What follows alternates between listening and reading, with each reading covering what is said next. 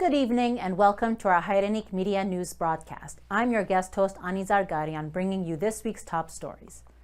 The Armenian Revolutionary Federation issued the following statement. Against the backdrop of current geopolitical developments, the security threats created around Armenia are becoming more immediate and extremely dangerous on a daily basis.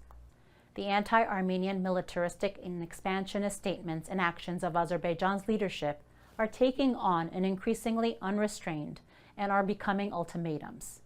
Taking advantage of the geopolitical instability and having the unconditional and full support of Turkey, Azerbaijan is doubling its military capabilities and is trying to force Armenia to meet its destructive demands, whether with the consent of the current Armenian regime or by unleashing a new war. The Armenian authorities, in their turn, by frightening their own people with the possibility of an impending war and the inevitable defeat of that war, have embarked on substantiating and satisfying the endless demands of the Turkish-Azerbaijani axis. Thus, the essence of the supposedly best strategy proposed by this regime to avoid war is defeatism and concessions for the sake of a so-called peace, the guarantor of which will in reality be the Turkish-Azerbaijani alliance. There is no need for illusions. An unprotected peace is a veiled security hinged on the whims of the enemy. Peace can be irreversible and stable only under conditions of a fair settlement of disputed issues and military political balance. Otherwise, it is a capitulation and a harbinger of a new war. The historical mission of the Armenian people and their national forces is to rid themselves from the capitulation or the destructive dilemma of war and to establish a true, irreversible, and just peace. The renunciation of our inalienable rights and vital interests will not bring peace, but rather the loss of Armenian identity and Armenian statehood. In order to avoid further and more irreversible losses and overcome the existential challenges facing Armenia, it is necessary to make a breakthrough in the situation by forming a new kind of government and, for the sake of the country's advancement, establish a path to a national state. There is an urgent need to radically change the policies of the government in the following priority areas: coalescing all Armenian entities around the agenda of preserving Armenian identity and Armenian statehood, by allowing the Turkish denial of the Armenian genocide, the ethnic cleansing and deprivation of the people of Artsakh, unresolved and without consequences, an existential threat to Armenian identity. Armenia's sovereignty looms large and encourages the precedent of resolving issues through the use of force. B. In order to ensure nationwide participation in defense of the homeland, urgent reforms to the armed forces and defense and security apparatus are needed as part of pan-Armenian priority agenda, taking into consideration the existing challenges. C. Adopt a foreign policy with a qualitatively different approach aimed at the formation of a new security structure and the restoration of diplomatic positions. This implies the establishment of strategic relations with countries and alliances pursuing common geopolitical goals whose direct interests are the existence of a viable Armenian state. With this approach, strengthening strategic allied relations with Russia, concluding a military political alliance with Iran, developing complementary relations with other power centers outside the region and the West must become priorities. Despite internal and external conspiratorial efforts, the fight for the dignity and existence of the Armenian nation must prevail. We call on all national forces to unite their efforts to remove the current unpatriotic authorities, neutralizing the threats to the Armenian people and our statehood, forming a new type of national government, and building a strong Armenia with pan-Armenian capabilities. The ARF is ready to cooperate with all those who share these approaches and are ready to fight for a dignified and secure Armenia and Artsakh. ARF Bureau. Azerbaijan's regime has launched trials against Armenian political and military leaders held hostage in Baku. Ruben Vardanyan, a former Artsakh state minister, revealed severe procedural violations and inhumane treatment during his detention. Vardanyan has called for international observers in public trials, urging the global community to recognize the politically motivated nature of these actions. Meanwhile, demonstrators in Yerevan gathered outside the UN Armenia office to demand intervention to achieve the release of all Armenian prisoners held in Azerbaijan. Protesters called the UN for practical steps to release the prisoners, to preserve the Armenian heritage in Artsakh, to ensure the right to return of the Armenian population of Artsakh, and implement mechanisms to determine the fate of the missing persons. In a significant diplomatic development, Armenia and the United States have signed a strategic partnership agreement.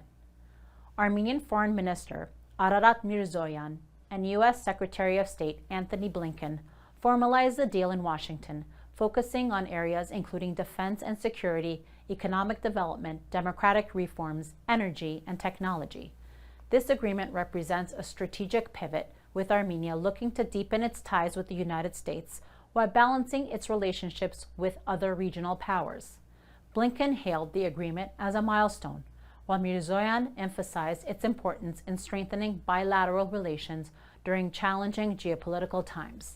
This partnership builds on years of growing cooperation, including recent trilateral Armenia-US-EU meetings.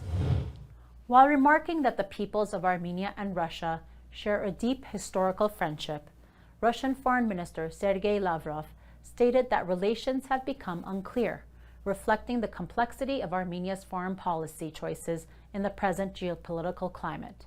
Speaking about the Armenian-American Strategic Partnership Agreement, Lavrov expressed concern that Armenia may be required to join the sanctions imposed against Russia. The signing of a strategic partnership with the U.S. is, of course, Armenia's decision, and Russia does not impose restrictions on who Armenia can work with. What matters most is not the label of the agreement, but its substantive outcomes, Lavrov stated. The Russian foreign minister announced that his Armenian counterpart, Mirzoyan, has accepted his invitation to visit Moscow, expressing hope that the trip will take place soon.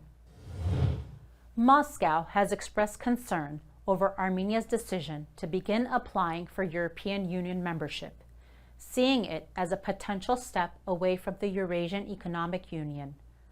Russian officials view this move as a shift in Armenia's geopolitical alignment, sparking new tensions between Yerevan and Moscow. Controversy brews over a proposed $100 million loan by the U.S. Export-Import Bank to Azerbaijan's Silkway Airlines for Boeing aircraft. Critics, including the Armenian National Committee of America, warned that the aircraft could be used to facilitate arms trafficking by Azerbaijan's Aliyev regime. A grassroots campaign urges the U.S. government to block the deal, citing Azerbaijan's aggressive policies toward Armenia and Artsakh.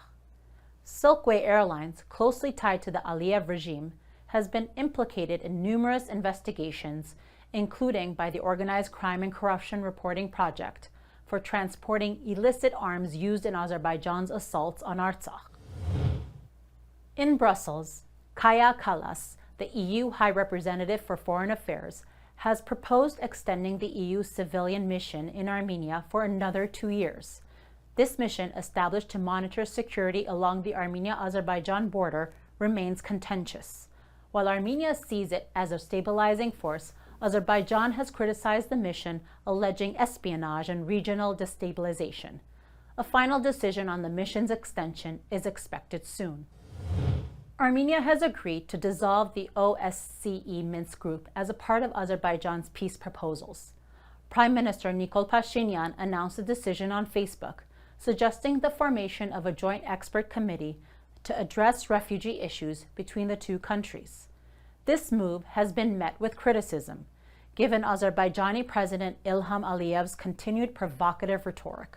Aliyev recently issued threats labeling Armenia a fascist state and warning a further escalation of his demands are not met.